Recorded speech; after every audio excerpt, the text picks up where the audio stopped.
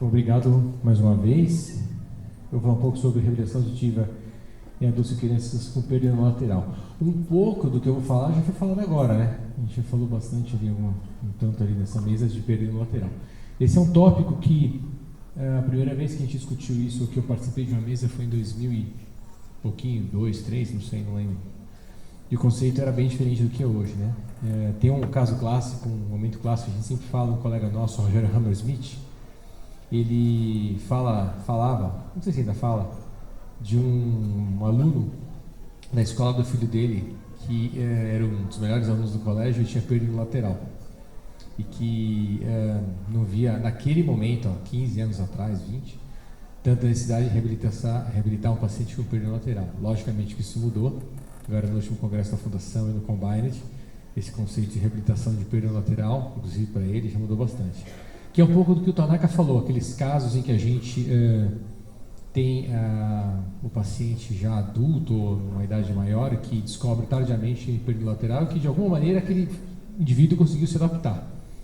Mas eu acredito que para cada indivíduo que conseguiu se adaptar sozinho, sem suporte tanto de terapia quanto de alguma prótese, deve existir 10 que não conseguiram, 20 que não conseguiram se readaptar. Então a gente não pode falar que não tem impacto porque um caso foi bem. Provavelmente teve, nesse sentido, muitos pacientes que foram bem mal com a perda lateral.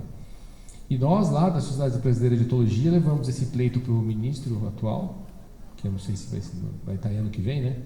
Pedindo para que, entre outras coisas, incluísse ou montasse um grupo de trabalho para avaliação da perda unilateral com vistas à inclusão das próteses que podem ser feitas para reabilitar esse tipo de perda de audição. Porque tem sentido, né? E hoje a gente tem um número de papers sendo publicados muito maior do que há 15 anos atrás, quando as primeiras portarias saíram, mais de 15 anos, né? Mais de 23 anos atrás, quando a primeira portaria de implante saiu. E mais do que tinha em 2008, quando nós pedimos a inclusão tecnológica das próteses de ancoramento ósseo para a reabilitação de audição unilateral, que naquele momento não foi aceito porque tinha realmente um nível baixo.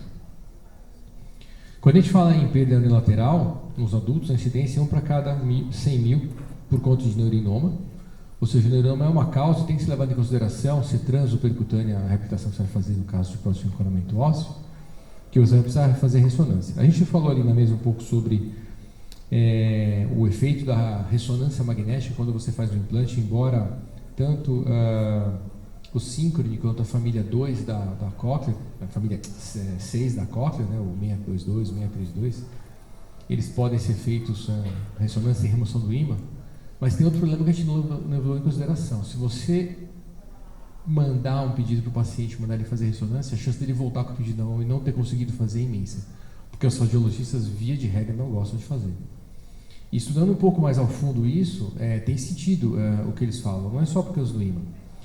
A ressonância magnética ela causa aumento de temperatura de maneira muito rápida se você sair do eixo central da ressonância. Então não é só o fato de você estar com um equipamento, um implante que é MRI-proof, que você pode fazer ressonância.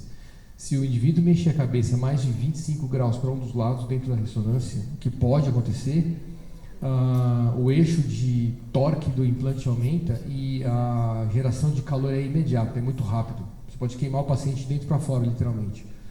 Então, os radiologistas têm bastante restrição em relação a isso. Então, o fato de a gente, às vezes, fazer implante de perda lateral por neurinoma, que é o que eu estou falando aqui nesse primeiro item, tem que ser levado em consideração que tem radiologista que não faz. E às vezes não faz por desconhecimento, isso tem muito, né? O cara fala, não, só faço se o seu médico me der uma autorização. Aí o médico, no caso, é você, que não manja nada de ressonância, né? Ou ele não faz porque ele conhece profundamente o que pode acontecer dentro do equipamento de ressonância quando você tem metal. O metal não está só no ímã, o metal está em vários pontos do equipamento de implante. A gente tem essa incidência também de 1 para cada 20 mil por perda súbita, idiopática, sei lá porque perdeu, né? Mas a incidência existe disso também.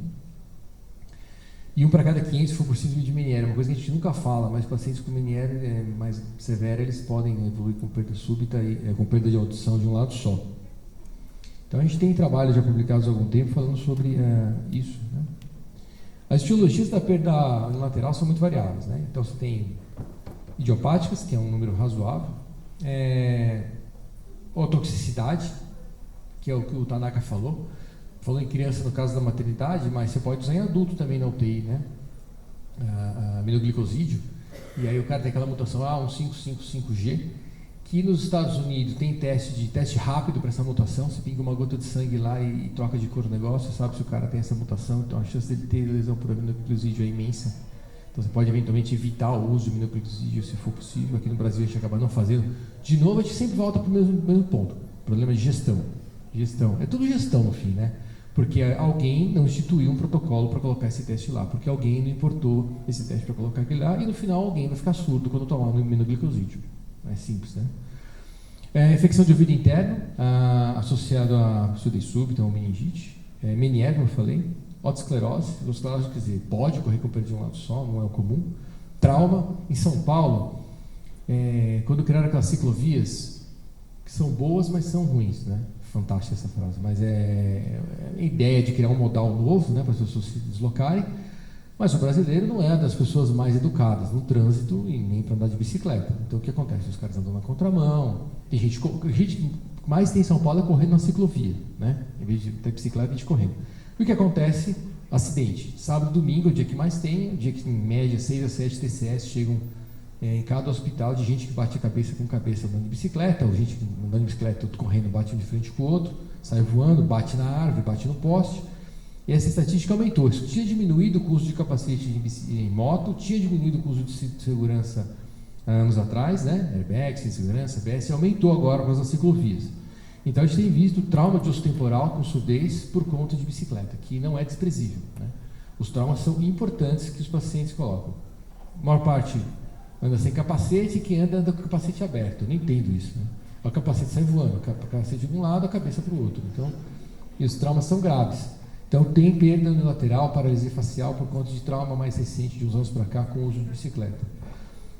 Você pode ter distúrbios circulatórios, que aconteceu agora com uma relativa incidência com o Covid. A gente tem um aumento do número razoável de pacientes com perda unilateral por Covid, provavelmente por um infarto local daquela região. Fatores genéticos hereditários, né? Esse neurinoma do acústico que eu falei, e algumas doenças imunológicas, né? Aí tem as sindrômicas, tem um monte aí que você pode colocar nesses imunológicos, aí, uma série de síndromes imunológicas podem levar a perda de audição por processos inflamatórios ou isquemia.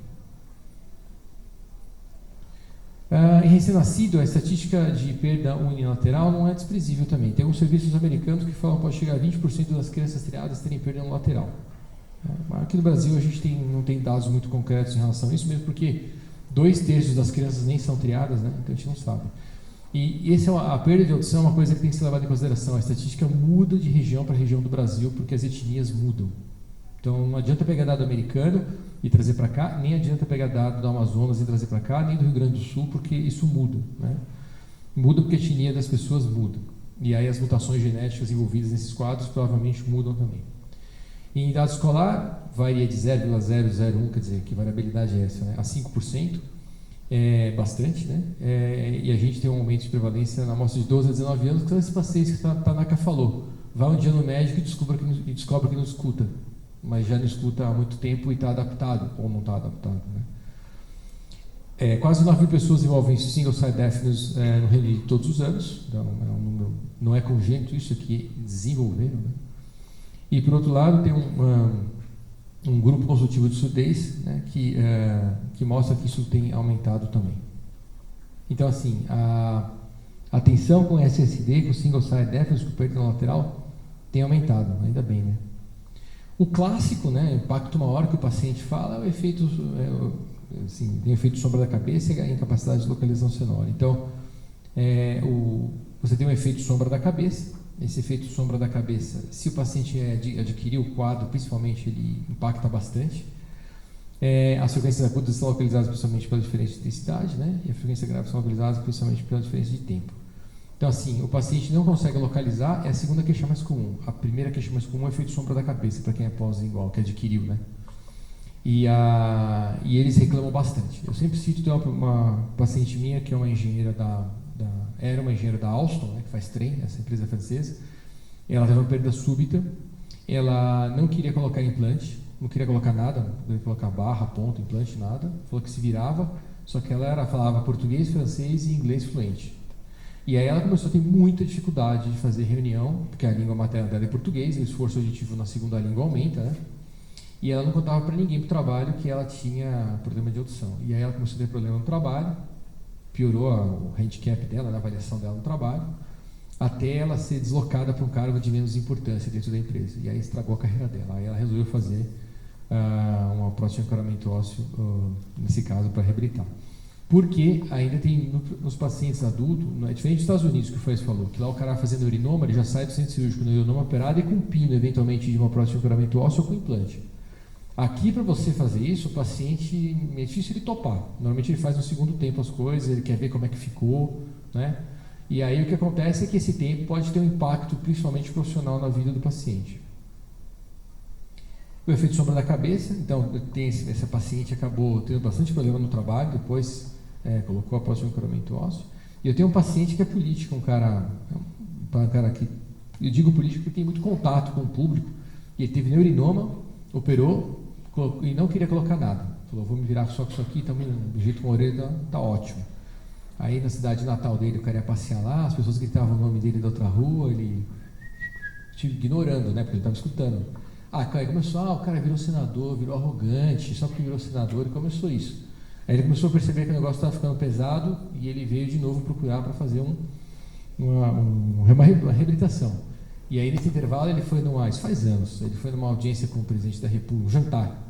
E o garçom foi servir ele do lado que ele não escutava, e perguntava, você quer lá, sei lá, croquete, bife, não sei o que lá vocês iam lá?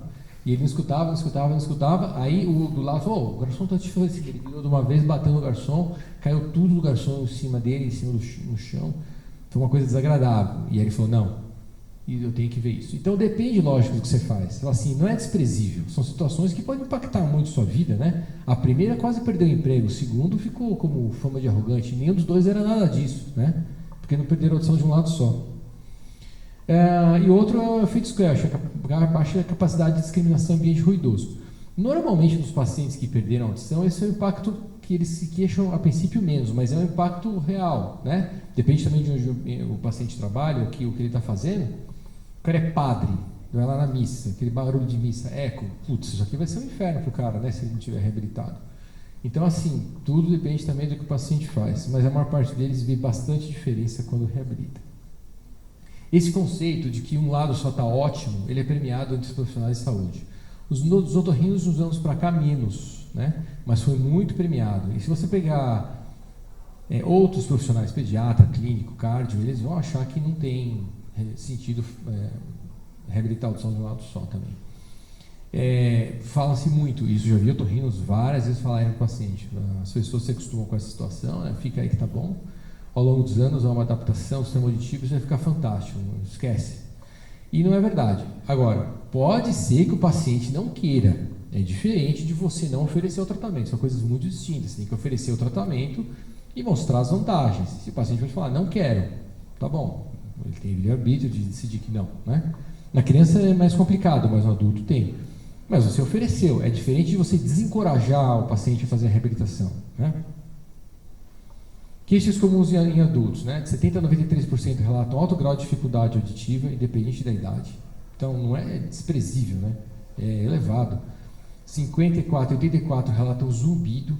Então, o paciente tem aumento, e principalmente se ele é pós-lingual, né? Isso tem impacto grande. 25% estão desempregados vários anos após o início. Isso é a minha paciente da Alstom. Ela tem gente que perde emprego por causa disso. Não é bobeira, 1/4 dos pacientes caem de nível de emprego ou perdem o emprego porque perderam a audição de um lado só, não estou falando dos dois lados, de um lado só, né? Por exemplo, tem um trabalho aqui da Força Aérea Americana que ela avaliou 17 pilotos de caça americanos que tiveram neurinoma. Só os Estados Unidos para fazer isso, tem 17 pilotos de caça que tiveram neurinoma. Você imagina quantos pilotos de caça os caras têm, né? Isso num delta T longo. E aí eles operaram e logicamente perderam nesse segmento a audição de um lado só, mas tinham do outro. E aí você imagina que o que evitou com que eles voltassem a pilotar era a parte de equilíbrio. O cara pilota caça, né? O negócio vira de ponta cabeça 50 vezes por minuto, né? E não era, eles conseguiram reabilitar a parte vestibular completamente, mas eles não puderam voltar a voar caça, porque no caça, um piloto só, a mão esquerda está no acelerador, a direita está no stick, ele está com capacete, um headphone está aqui, outro está aqui. Se ele perde a audição, ou falha, ou perde a audição não, se falha o fone do lado que ele é bom, ele fica sem comunicação nenhuma, com nenhum centro de controle, com nada, porque não tem jeito de pegar nada. Então eles foram reabilitados para voar aviação convencional dentro da Força Aérea, mas não caça. Então você vê o impacto que isso pode ter, dependendo do setor que você está trabalhando, né? Desde dores de cabeça frequentes, a estresse e fadiga são relatados que aumentam nesse paciente. O paciente deve ter um nível de estresse e de esforço auditivo aumentado o tempo todo durante o dia. Se ele usa uma segunda língua, que é menos comum, né, aqui no Brasil, mas na Europa isso é comum, o cara fala 2, 3 línguas. Se ele usa uma segunda língua, como não língua materna, isso deve gerar um estresse muito grande. Você trabalha numa multinacional, você tem que falar inglês o tempo todo. Você imagina usar uma segunda língua em call no computador ainda, que às vezes você não está vendo a boca do cara mexer, ou ver pior, e o som da caixa é muito inferior do que você dá de frente para ela, né? Então isso acaba tendo impacto também. Nas crianças, 12 a 40% precisam de assistência educacional adicional, o que parece bastante lógico. Não cai nesse paciente aí que o Tanaka falou, que com 14 anos descobriu provavelmente, nem naquele filho do amigo do Rogério, que é o primeiro do colégio. Mas o que eu falo, para cada um que não precisou de nada, deve ter uns 30 que precisaram de um monte de coisa, né? Então não posso usar isso como exemplo de não reabilitar. Taxa de reprovação aumenta razoavelmente, né, de 25% a 30%. É alto isso, né, esse aumento. Baixa autoestima e aumento da fadiga, talvez pelos mesmos motivos relacionados ao esforço auditivo, né? E lógico, muito esperado isso, né? Aumento da necessidade de fonoaudiólogo em comparação com crianças em audição normal. Fonoaudiologia é terapia com fono, né? Então, isso tem custo também, né? Para o Estado ou não. E aí a gente tem as opções de tratamentos. Aí sempre parte, né, do menos para o mais. O sistema CROSS, que no Brasil é pouco utilizado, infelizmente, né? Ou está deixando também de ser, mas existe. Aí eu vou fazer uma crítica. Existe uma pressão da indústria, de toda a indústria que fabrica alguma coisa, de tentar firmar o tratamento do que ela acha comercialmente importante. É a função da indústria, não estou criticando, mas nós, como outra parte aqui, a parte da academia, a gente tem que filtrar essas coisas e ver quem entra em cada quadrado, senão a gente começa a absorver só a informação que vem da indústria e isso pode gerar equívocos de tratamento. E o implante coclear, que aqui no Brasil não é aprovado para SSD e a gente está pedindo a aprovação disso para o Ministério. Acho que vai dar certo. Bom, o sistema CROSS já foi mostrado, né? O microfone tem um efeito de trazer o som para os dois lados, o CROSS e o BICROSS. A parte boa do CROSS é que não é cirurgia, né? É um método não invasivo, então você tem que sempre partir do método não invasivo para o mais invasivo. O barra, ou as próteses de ancoramento ósseo, então a gente tem 4 no Brasil, barra, ponto, bone bridge e óssea 2, né? São próteses que podem fazer o efeito cross também, do contralateral brutum of sinus, jogar o som para o outro lado. 2 são transcutâneas, 2 são percutâneas. Há vantagens e desvantagens. Houve vamos dizer assim, um surto de fazer prótese transcutânea nos últimos anos, 2 anos, 3, mas as próteses percutâneas têm funcionalidade muito boa, né? Se você pegar, por exemplo, não que o ósseo não seja fantástico, ele é, mas também o ponto com a técnica mono, que é essa nova, tem baixíssima complicação de pele, né? Então você tem que avaliar o que é melhor para o seu paciente.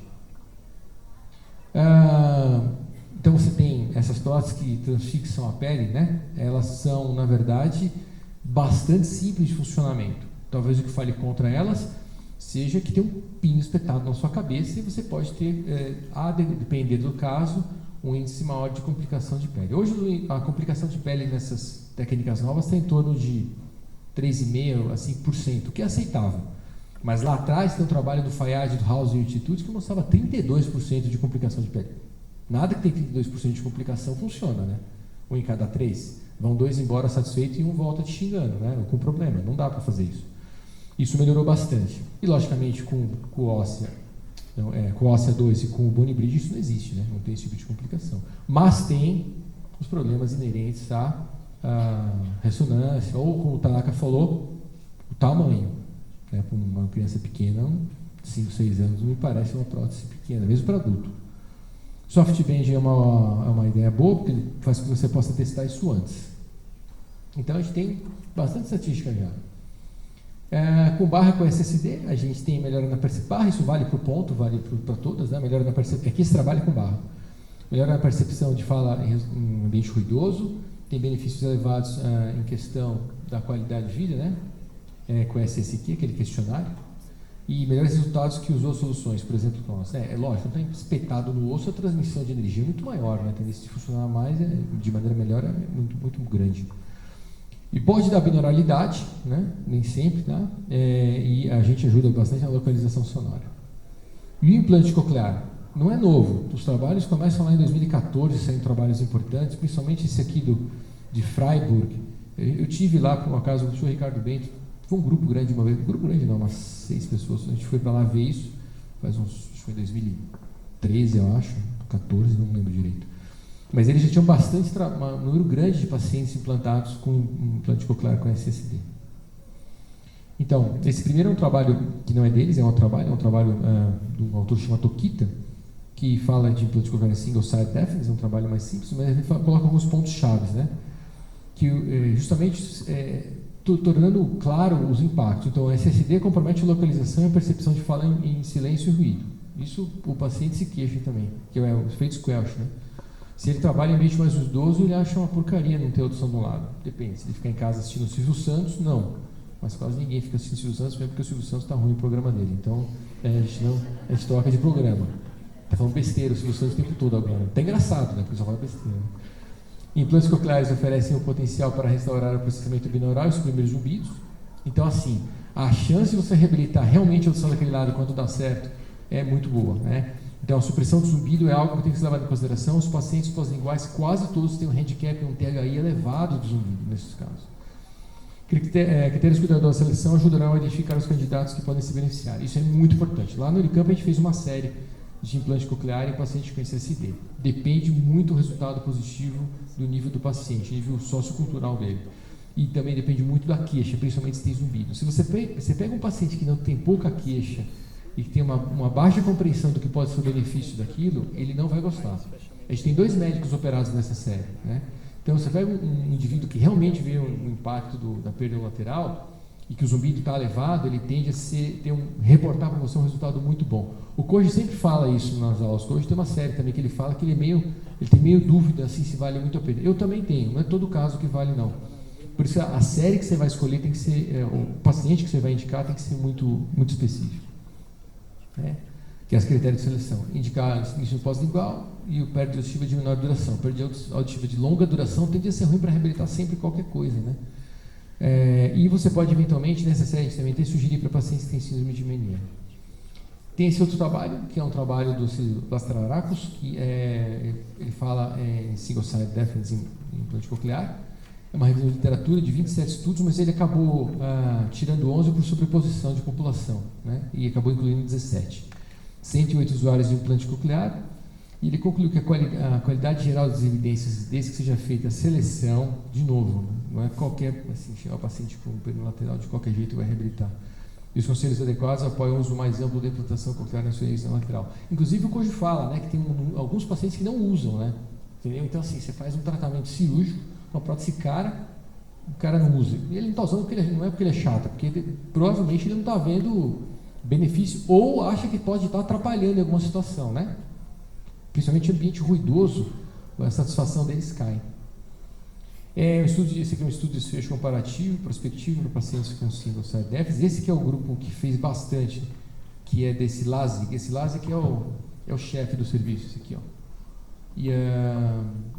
E eles têm esse trabalho, tem outros depois, e eles fazem um trabalho interessante para avaliar e comparar a reabilitação e o tratamento de pessoas com single-side deafness. Então eles dividiram.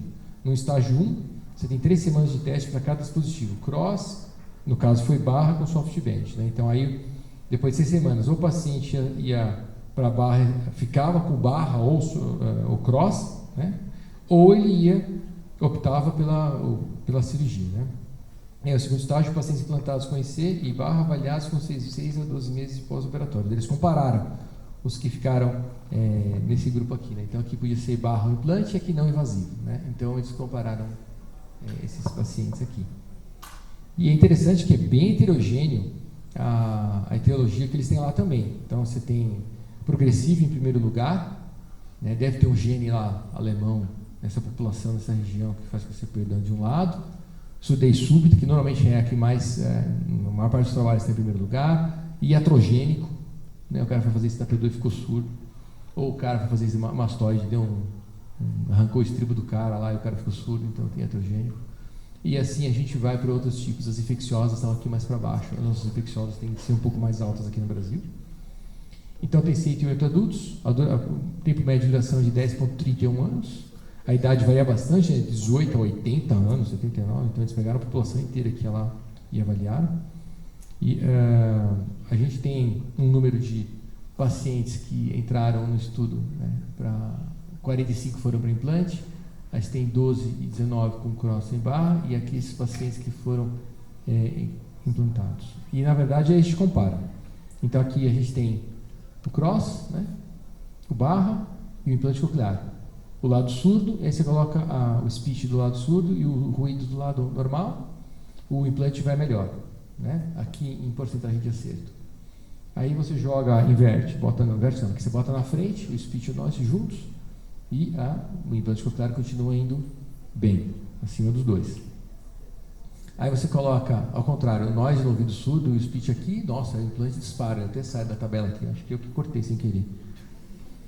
Mas quando você bota todo mundo ao mesmo tempo e você coloca ruído também, o handicap do implante cai. A gente acha que pode ser por isso que alguns pacientes acabam não usando, né? Porque o mundo não é silencioso como está ali, você coloca nessas posições, né? E um efeito de supressão do zumbido também é importante. A gente tem pacientes aqui sem nada, com implante ligado e com implante desligado. Então, o implante ligado, mas isso vale para qualquer método de reabilitação auditiva. Com o implante ligado, ele faz cair o handicap, o THI do zumbido.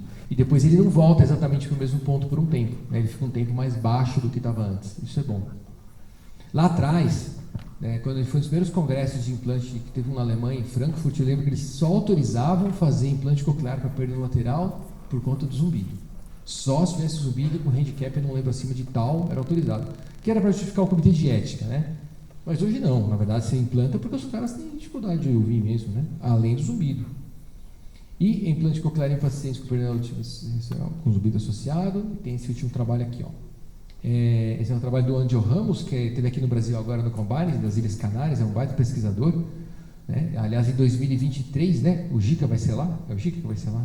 Vai ser nas Ilhas Canárias, isso mesmo. Esse ano agora, não, 23 é na Costa Rica, né? E 24 é nas Ilhas Canárias, isso mesmo. Coloca implante coclear em pacientes com perda lateral, né? Associado com perda de audição, mas no caso aqui é só surdez súbita. Então, a gente pegou aqui 10, não é um N muito grande, né? 10 pacientes com perda lateral, eles têm menos de 40% de conhecimento de palavras, tem para esses ouvidos 58% do lado do ouvido que vai ser implantado, né?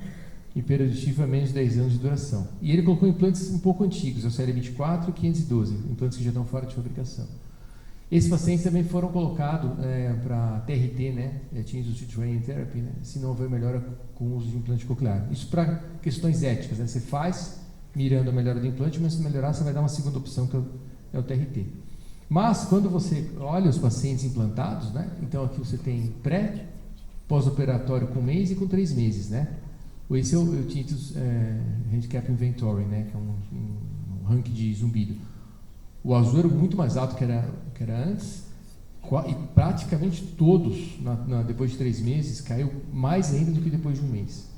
Então, se o argumento for para melhorar o zumbido, também se tem validação disso. Mas não pode ser só por isso, tem que ser também para melhorar a audição do paciente. Eu acho que é isso, as técnicas de fazer são as mesmas, é só tentar mostrar a importância de que a perda de audição tem, e trocar essa ideia de que perda de audição não tem importância, unilateral não tem importância, o que tem, né? Tanto em crianças e em adultos. Tem um outro tópico que a gente não discute hoje com muita assim, força, eu acho, nos congressos, mas é implantar uma criança com 6 meses de idade que tem perda unilateral, né? No congresso no Combine de agora, que a gente teve em abril, maio, não lembro, na mesa, todos os médicos falaram que implantam crianças com perda unilateral congênita com entre 6 e 8 meses, 6 meses e 1 ano de vida. É mentira, né? Porque eu não conheço essas crianças implantadas nessa faixa etária, né? Mas que tem sentido implantar, tem. Mas eu não implanto por medo, ou porque o pai não quer, né? Mas se você pegar uma criança que nasceu com perda de um lado só, chegar no seu consultório com 6 meses, no seu hospital com 6 meses, você vai implantar ou não vai implantar? Se você faz implante coclear bilateral, por que você não vai implantar essa criança? Em tese, você deveria implantar essa criança, né? Mas vem aquela história, né? A gente não tem dados ainda muito confiáveis, né? Ou já tem, mas não acreditam muito, ou os pais muitas vezes não querem. Mas que essa perda unilateral vai ter impacto na criança, sim, vai ter. Então, acho que a discussão que vai se aprofundar nos próximos anos é da perda unilateral congênita na criança, né? Implantar precocemente, como você faz implante coclear bilateral. Acho que é isso. Obrigado. Obrigado por isso.